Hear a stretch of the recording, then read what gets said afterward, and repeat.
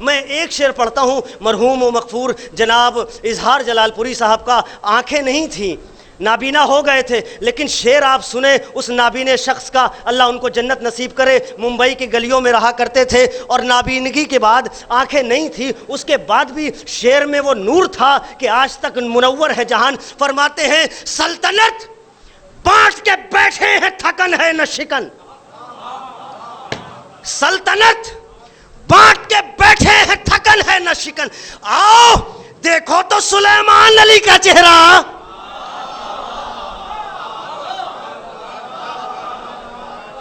سلطنت بانٹ کے بیٹھے ہیں تھکن ہے نہ شکن، آؤ دیکھو تو سلیمان علی کا چہرہ۔ واقعاً اس چہرے کی زیارت کے لیے پیغمبر کو کعبے تک جانا پڑا تھا، اور واقعاً جب گئے ہیں تو پیغمبر نے جو سلطان مانگا تھا وہی سلطان ملا۔ ایک سلطان کعبے سے لے کر آئے، اسی سلطان کا اعلان غدیر میں کرنا پڑا کہ جس سلطان کو میں کعبے سے لایا ہوں یہ وہی سلطان ہے جسے اللہ نے سلطان بنا کے بھیجا ہے۔ منتظمین نے بھی کیا خیال رکھا، سلطان کی مدحت کے لیے خطیب بھی سلطان پور سے لائے ہیں۔ میں گزارش گزار ہوں محترم عابس حسن خان سلطان پوری صاحب کی خدمت میں تشریف لائیں، اپنے بیان سے مومنین کے قلوب کو منور فرمائیں، ایک صلوات سے استقبال فرمائیے۔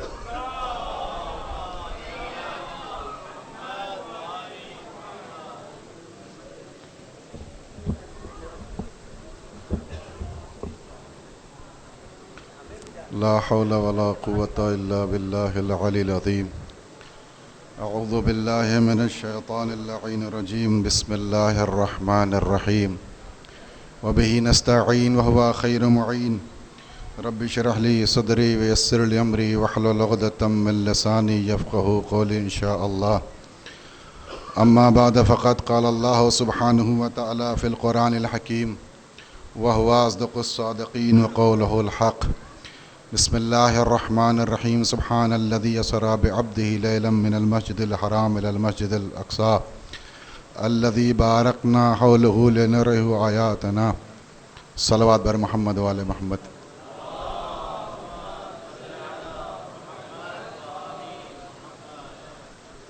مسلسل شعراء حضرات قتل ہو رہے ہیں اور اسی فہرست میں ہم بھی شہید ہونے حاضر ہو گئے ہیں، اور ملتمس اور گزارش گزار ہوں کہ روایات آپ کی نظروں میں ہیں، اور یہ دن سب سے بڑا دن ہے، یہ عید سب سے بڑی عید ہے۔ عوام تو عوام، خواص کے سامنے اس کی افضلیت بدرج اتم واضح ہے۔ بعض مفسرین اور محدثین کا بیان ہے کہ جس ولایت کے تحت آج اس شب کو سجایا گیا ہے، اس شب میں ایک ایسا نام پنہا رکھا گیا ہے کہ اگر کوئی سچائی کے ساتھ اس لفظ اس اسم مبارک کو لکھ دے اور اپنے زبان اطہر سے ادا کر دے تو ایک مرتبہ علی کہنے کے عوض میں اللہ 7 قرآن کا ثواب عطا کرتا ہے۔ اب اس کے بعد آپ جیسے چاہیں غدیر کی محفل سنیں، شعراء کو ان کے اشعار کا نذرانہ اور انہیں داد و تحسین سے نوازیں۔ ہونا یہ چاہیے کہ آج چونکہ جب پیغمبر اسلام معراج کا سفر طے کرتے ہوئے منزل کمال تک پہنچے اور جناب جبرائیل نے اپنی حد کو پہچان کے ساتھ چھوڑ دیا، اب پیغمبر آگے بڑھے تو کیوں آگے بڑھے؟ قرآن نے اس کو بیان کیا ہے کہ ہم اپنی آیت کو دکھانے کے لیے پیغمبر کو لے آئے۔ لے جانے والا پروردگار عالم، جانے والا رسول اعظم، پروردگار عالم کی بارگاہ میں ایک ایسی ہستی جا رہی ہے جو اپنے آیت میں آیت کبریٰ ہے، اور اللہ اس آیت کبریٰ کو ایک اور آیت دکھانے لے جا رہا ہے. وہ پیغمبر کہ جس کے لیے محدثین نے اور مورخین نے نقل کیا کہ پیغمبر اسلام کو 70,000 سال حجابات میں رکھ کر کے اللہ نے خلق کیا. کوئی چیز ایسی نہیں تھی جو پیغمبر کے زیور وجود سے پہلے اللہ نے اسے وجود عطا کیا ہو. اب کیا رہ جاتا تھا کہ جو پیغمبر نے نہیں دیکھا آج اللہ اسے دکھانے لے جا رہا ہے. یا تو یہ مانیے کہ پیغمبر سے بڑی کوئی آیت تھی، یا یہ مانیے کہ پیغمبر کے ہم پلہ کوئی آیت تھی جس کا مصداق، جس کی رفتار، جس کے گفتار، جس کا انداز پیغمبر جیسا تھا. آیت کبریٰ پیغمبر کو دکھانے لے جا رہا ہے پروردگار. یا یوں کہوں کہ اللہ کی بارگاہ میں ہر وہ چیز جو ذات واجب پر دلیل ہے وہ آیت کہلاتی ہے. آپ کے سامنے بات واضح ہے. اور پیغمبر اسلام اللہ کی تمام آیتوں میں سب سے بڑی آیت ہے. اللہ کی یہ آیت اللہ ایک آیت اللہ کو دیکھنے جا رہی ہے. توجہ چاہتا ہوں. اب پیغمبر اسلام اس منزل پہ پہنچ گئے جہاں پروردگار عالم اپنی آیت کو دکھانا چاہتا. کیا دیکھا پیغمبر نے؟ اور پیغمبر اسلام نے تمام صحابیوں کے درمیان کیا بیان کیا؟ تاریخ نے جو بھی لکھا ہے اس پہ بحث کرنے کی ضرورت نہیں ہے. قرآن کہتا ہے، توجہ چاہتا ہوں، قرآن نے کہا لقد رأى، بالتحقیق پیغمبر نے دیکھا آیات رب الکبریٰ. پیغمبر اسلام نے جو آیت دیکھی وہ چھوٹی آیت نہیں دیکھی، بڑی آیت دیکھی. لقد رأى اس مادے سے ہے جس میں جو چیز دیکھی جائے وہ وجود میں ہونا ضروری ہے. توجہ چاہتا ہوں، وہ مشاہدے میں ہونا ضروری ہے، اس کا وجود ظاہر موجود ہونا ضروری ہے. اسی لیے کہا جاتا ہے رؤیت الہلال، یعنی چاند موجود ہے تب دیکھا گیا ہے. پیغمبر نے بھی جس کو دیکھا اس کا مطلب وہ شے تھی جس کو دیکھا. پیغمبر اسلام نے خدا کو نہیں دیکھا بلکہ ایک عظیم آیت کو دیکھا، اور وہ آیت شے کی شکل میں تھی جس کو اللہ آیت کبریٰ بنا کے اللہ کی پیغمبر اسلام کی بارگاہ میں دکھانے لے جا رہا ہے. اور اتنا بڑا اہتمام کہ کائنات کی نبض روک دی اللہ کے رسول کے اہتمام میں کہ بستر رسالت کی گرمی باقی رہی جب پیغمبر اسلام آپ کے سامنے تفصیل موجود ہے.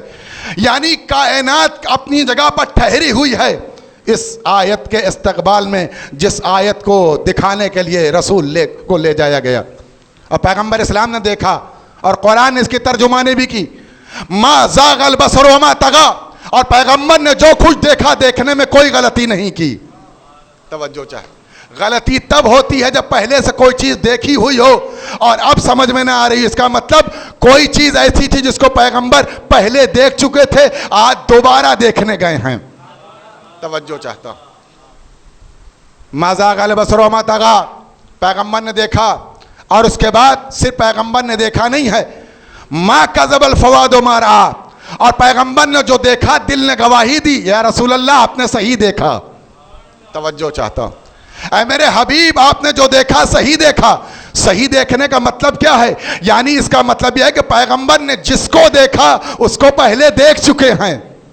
توجہ کیجئے گا. اب پیغمبر اسلام نے کیا دیکھا کس کو کیا معلوم. پیغمبر آ گئے، صحابہ کرام کا مجمع. اس مقام پر امیر المومنین کی روایت موجود ہے، من احبنا اہل البیت فلیستعد للفقر جلبابا، جو ہماری ولایت اور محبت کو چاہتا ہے تو فقر کے لیے تیار ہو جائے. راوی نے سوال کیا مولا اس سے مراد تنگ دستی ہے، فقیری ہے، ناداری ہے، وحشت ہے؟ دنیا میں تنگ دست رہیں آپ کی محبت کی بنیاد پر؟ کہا نہیں، اس سے مراد فقیری اور تنگ دستی نہیں ہے. کہا اگر ہمارا ارادہ ہو کہ دنیا میں دولت کماؤں اور ساری دولت راہ خدا میں انفاق کر دوں تو کیا یہ دنیا ہے؟ امام نے فرمایا نہیں، یہی عین دین ہے. اس کا مطلب یہاں امام نے جو فرمایا کہ من احبنا اہل البیت فلیستعد للفقر جلبابا، اس سے مراد فقیری نہیں ہے، اس سے مراد تنگ دستی نہیں ہے، اس سے مراد ناداری نہیں ہے، اس سے مراد وحشت نہیں ہے. عزیزان گرامی اس سے مراد کیا ہے؟ راغب اصفہانی نے 7 معنی لکھے، اس میں ایک معنی لکھا اس سے مراد قلادہ ہے، اس سے مراد گردن میں پڑنے والی رسی ہے۔ پیغمبر آیت کبریٰ دیکھ کے آ چکے ہیں، اب اس عقدے کو کیسے حل کیا جائے اور صحابہ کرام کو کیسے پتا چلے کہ پیغمبر اسلام نے جو منزل معراج پر دیکھا تو کیا دیکھا۔ اب جب پیغمبر اسلام آخری حج کے لیے نکلے اور حج تمام ہو گیا، آپ کے سامنے تاریخ موجود ہے، بس 2-4-5 منٹ اور پیغمبر اسلام چلے، صحابہ کرام کا مجمع، حاجیوں کا مجمع، نمازیوں کا مجمع، بڑے بڑے ریشہ دراز رکھنے والے، پیغمبر کی معیت میں حج کرنے والے، اپنے طر امتیاز کی بنیاد پر مقام فخر میں ہے کہ ہم پیغمبر کے ساتھ الوداعی حج میں موجود تھے۔ عزیزان گرامی، پیغمبر کو ایک پیغام دیا جا چکا ہے، فوراً اللہ نے پیغمبر سے اس چٹیل میدان میں روک کے فرمایا، یا ایھا الرسول بلغ ما انزل الیک من ربک، اے میرے حبیب آج وہ پیغام پہنچاؤ جو آپ پر نازل کیا جا چکا ہے۔ نازل نہیں ہو رہا، یعنی پیغمبر کو کچھ نازل کیا جا چکا تھا، اب پیغمبر اسلام کو بچانا ہے۔ عزیزان گرامی، پیغمبر کہوں یا رسول اللہ، یہ نمازی ہیں، یہ حاجی ہیں، یہ روزے دار ہیں، اتنا بڑا مجمع تھک کر کے آیا ہے، 7 طواف کر کے آیا ہے، سعی کر کے آیا ہے، صفا مروہ میں دوڑ کر کے آیا ہے، قربانی دے کر کے آیا، ان کے مسلمان ہونے میں سند کیا ہے؟ ان کی نمازیں بھی قبول، ان کا روزہ بھی قبول، ان کا حج بھی قبول، یہ تو آپ کی مائیت میں رہ کر کے سب کچھ انجام دے کر کے آئے ہیں، آپ کے ساتھ انہوں نے اعمال انجام دیا ہے، ان کی عبادتوں کا کیا ہوگا؟ آواز قدرت ہے نہیں، ابھی تو مسلمان ہوئے ہیں، انہیں روکو، انہیں ولایت علی کا قلادہ پہنانا ہے، ابھی ان کو ولایت علی کی نکیل ڈالنی ہے تاکہ ولایت علی کے بعد نماز میں ادھر ادھر بہکنے نہ پائیں۔ توجہ کیجئے عزیزان گرامی، یہاں پر امیر المومنین فرمایا من احبنا اہل البیت فلیستعد للفقر جلبابا، ہماری ولایت کا مطلب یہ ہے کہ تمہیں ضروری ہے، اگر ہماری ولایت تمہارے کلیجے میں اترے تو ہماری اس ولایت کے قلادے کو پہننے کے لیے تیار ہو جاؤ، گردن میں ولایت کی رسی تمہیں پہچنوائے گی کہ تم علی والے ہو۔ عزیزان گرامی، یہ جو حاجیوں کو روکا گیا تھا اس لیے روکا گیا تھا کہ ان کی گردن میں ولایت علی کی رسی ڈالنا ہے، ان کے ناک میں ولایت علی کی نکیل ڈالنا ہے، اور نکیل کا فائدہ کیا ہے؟ توجہ چاہتا ہوں، نکیل اور رسی کا فائدہ کیا ہے؟ رسی جس جانور کے گردن میں ہوتی ہے اس کا سب سے بڑا فائدہ یہ ہوتا ہے کہ رسی بتاتی ہے کہ اس کا کوئی وارث ہے، یہ لاوارث نہیں ہے۔ توجہ چاہتا ہوں، اس کا کوئی وارث ہے، یہ لاوارث نہیں ہے۔ نکیل پیغمبر ڈال رہے ہیں میدان غدیر میں، حاجیوں کو نکیل پڑ رہی ہے، اب اس کے بعد کوئی سرکشی نہیں ہوگی، اب جیسے علی چاہیں گے ویسے تمہیں چلنا ہوگا، جیسے مشیت چاہے گی ویسے تمہیں چلنا ہو۔ دوسرا فائدہ نکیل کا کیا ہے؟ کہ نکیل جس جانور کے ناک میں ڈال دی جاتی ہے وہ دائیں اور بائیں بہکنے سے محفوظ رہتا ہے، دائیں اور بائیں بہکنے سے محفوظ رہتا ہے، جدھر جس کے ہاتھ میں ہار ہوتی ہے جیسے چاہتا ہے اس کو چلاتا ہے، لیکن اگر اس کے باوجود بھی کوئی سرکش جانور سرکشی پر اتر آئے اور نکیل پہننے سے انکار کرے اور سر مارنا شروع کرے کہ ہم یہ نکیل نہیں پہنیں گے، ساری کوششوں کے بعد نکیل تو نہیں ٹوٹتی لیکن ناک ضرور کٹ جاتی ہے۔ پیغمبر اسلام نے نکیل پہنائی۔ دوسرا فائدہ کیا ہے زار گرامی؟ رسی جو گردن میں ولایت امیر المومنین کی پہنائی جا رہی کہ یہ رسی آج جو پیغمبر اسلام نے میدان غدیر میں ولایت کے عنوان سے تمام حاجیوں کو پہنایا ہے، اب یہ رسی قیامت تک اسی عنوان سے ان تمام حاجیوں کو، ان تمام مومنین کو اللہ کی بارگاہ تک لے جائے گی۔ اور یہی وجہ ہے عزیزان گرامی کہ پیغمبر اسلام نے اس اہتمام کو اس قدر سراہا کہ پیغمبر اسلام، مورخین نے لکھا، اہل سنت کے بزرگ عالم دین نے لکھا کہ پیغمبر اسلام نے جب حاجیوں کو روکا اور روکنے کے بعد پیغمبر اسلام تمام لوگوں کو روکنے کے بعد جب اپنے اولا بالتصرف کا عہد لے چکے، تب پیغمبر اسلام نے فرمایا کہ اب ہم تمہیں کہ تم ہماری ولایت کو اور اللہ کی مولائیت کو قبول کر چکے ہو اور میں تمہارے نفسوں پر تم سے زیادہ تصرف رکھتا ہوں۔ تو سنو، پیغمبر اسلام نے تاریخ نے لکھا کہ منبر سے نیچے اترے اور علی کے جانب بڑھے، بڑھ کر کے پیغمبر اسلام نے فرمایا یا علی اپنا ہاتھ بڑھائیے۔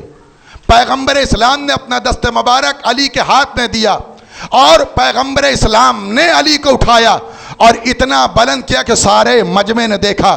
عزیزان گرامی، یہ اہتمام کیوں تھا کہ رسالت امامت تک چل کے گئی، دنیا کو پیغمبر اسلام نے پیغام دے دیا کہ اب حق علی کی شکل میں ہوگا، دنیا حق تک آئے گی، حق کسی کے پاس نہیں جائے گا۔ اور یہ فرمایا علی انتا بمنزلۃ الکعبہ، اے علی تم کعبے جیسے ہو۔ کعبہ کسی کے پاس نہیں جاتا، ہر شخص کعبے کے پاس آتا۔ عزیزان گرامی، پیغمبر اسلام نے ولایت کا پیغام پہنچا دیا اور اسی مقام پر ایک جملہ جس کے لیے میں نے آپ کو زحمت دی، بس آخری بات کہ پیغمبر اسلام نے امیر المومنین علیہ السلام کی ولایت کا اعلان کیا۔ امیر المومنین کا لقب پیغمبر اسلام نے تمام صحابیوں کے سامنے واضح کر دیا۔ اور چھٹے امام کی حدیث ہے کہ جب چھٹے امام کے پاس ایک شخص آیا اور امام علیہ السلام کو اس نے سلام کیا اور سلام میں امیر المومنین کہا، تو امام نے جیسے ہی یہ سلام سنا تو امام کا چہرہ بدل گیا اور امام علیہ السلام نے فرمایا کہ یہ نام سوائے ہمارے جد کے کسی اور کے لیے استعمال کرنا جائز نہیں ہے۔ امام حسن عسکری علیہ السلام سے راوی نے سوال کیا، آقا جب آخری حجت آئے تو ہم اسے کیا امیر المومنین کہہ کے پکار سکتے ہیں؟ امام نے فرمایا حرام ہے، یہ لقب نہ ہم سے پہلے کسی کو دیا گیا، ہمارے جد سے پہلے کسی کو دیا گیا ہے اور نہ ہمارے جد کے بعد کسی کو دیا جائے گا۔ لیکن تاریخ کی ستم ظریفی ہے کہ لوگوں نے ایسے بدترین لوگوں کے لیے اس معتبر اور اس اسم اعظم کو استعمال کر لیا جو اللہ کی بارگاہ سے صرف ذات علی کے لیے مختص تھا، جبکہ تاریخ کو دیکھنا چاہیے تھا۔ عزیزان گرامی، بس آخری بات، تاریخ کو دیکھنا چاہیے تھا کہ اس لقب کے حامل ہونے کے لیے کتنا بڑا معیار ہونا چاہیے۔ اللہ کی نگاہ خاص اسے منتخب کرے تب امیر المومنین کہلاتا ہے۔ عزیزان گرامی، میں آپ کے سامنے فہرست پیش کر کے بات تمام کرنا چاہتا ہوں، اس کے بعد شورا ہوں گے اور آپ جیسے چاہے سنیں۔ عزیزان گرامی، دنیا کو سوچنا چاہیے، رسول اسلام محمد مصطفیٰ تھے، امیر المومنین نہیں۔ امام حسن مجتبیٰ تھے، امیر المومنین نہیں۔ سرکار امام حسین سید الشہداء تھے، امیر المومنین نہیں۔ امام سجاد زین العابدین سید الساجدین تھے، امیر المومنین نہیں۔ امام محمد باقر علوم الاولین والآخرین کے مصداق تھے، امیر المومنین نہیں۔ امام جعفر صادق صدق و صفا کی معراج پر تھے، امیر المومنین نہیں۔ امام رضا تسلیم و رضا کا مرکز تھے، امیر المومنین نہیں۔ امام محمد تقی تقوی کی معراج تھے، امیر المومنین نہیں۔ امام علی نقی اللہ کی بارگاہ کی نقویت کے معراج تھے، لیکن امیر المومنین نہیں۔ امام حسن عسکری اللہ کی بارگاہ کے جاہ و جلال کو سمیٹے ہوئے امام برحق تھے، لیکن امیر المومنین نہیں۔ آخری امام حجت خدا ولی مطلق امام برحق اللہ کی آیت کبریٰ تھے، لیکن امیر المومنین نہیں۔ اے مسلمانوں، تمہیں سوچنا چاہیے، اس عظیم لقب کے جب مصداق امام زادے نہ ہو سکے تو حرام زادے کیسے ہو جائیں گے؟